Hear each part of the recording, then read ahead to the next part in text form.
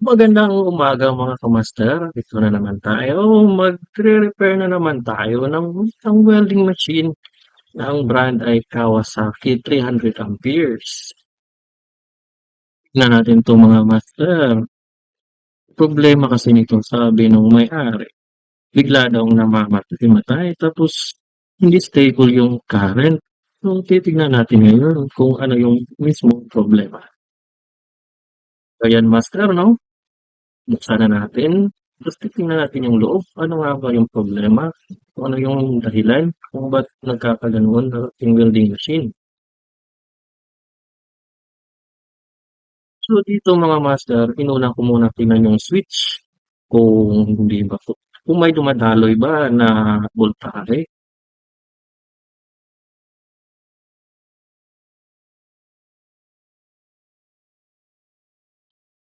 Tinignan ko rin dito mga master, ang continuity kung buo pa talaga yung linya.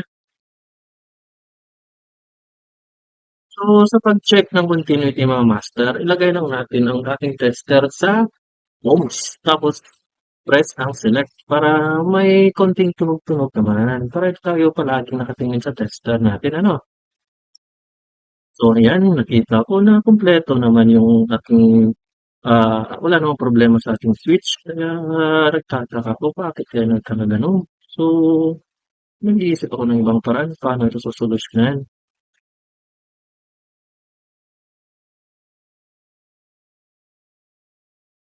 Ito mga master, tinanggal ko yung ground.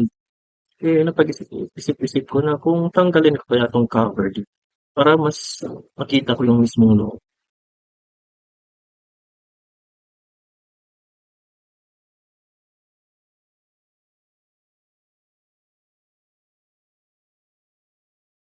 So ayan mga master 'no, napag-isip-isip ko na baka mali yung tester ko ganito sa switch. So naglagay ako ng kapirasong wire at dinayre ko parang kung jumper kumbaga, mga sikretong malulupit na mga electrician. So kita niyo master 'no, kapirasong wire. Pero huwag niyong gagayahin mga master, napakadelikado po nito. Kailangan talaga huwag niyo pong gagayahin.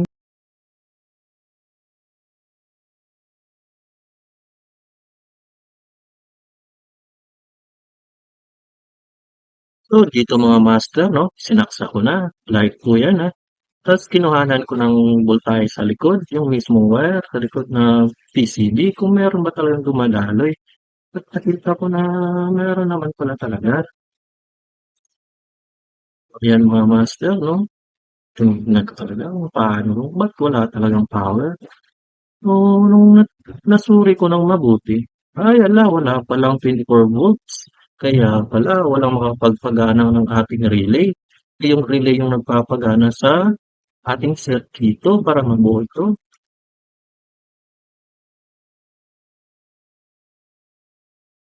Kasi kung wala tayong 24 volts mga master, wala din tayong 5 volts papunta sa display at saka sa yung 24 volts natin sa fan, di ba? Tama ba ako? So, nung tinrace kong mabuti, ayan, kita na eh. Ito pala yung dahilan, yung mismong MOSFET natin. So, ayun mga master, ito, yun yung dahilan, yung MOSFET natin, hindi na nag-forward bias. Kaya pala, pero attention na mga master, ito na naipakita kung paano tanggalin at paano testeran yung MOSFET natin, Pero yun yung problema natin mga master MOSFET. O, kita nyo, adjust ko yung current at hindi na naman matay-matay kasi yung MOSFET, ang gamit yan is switching.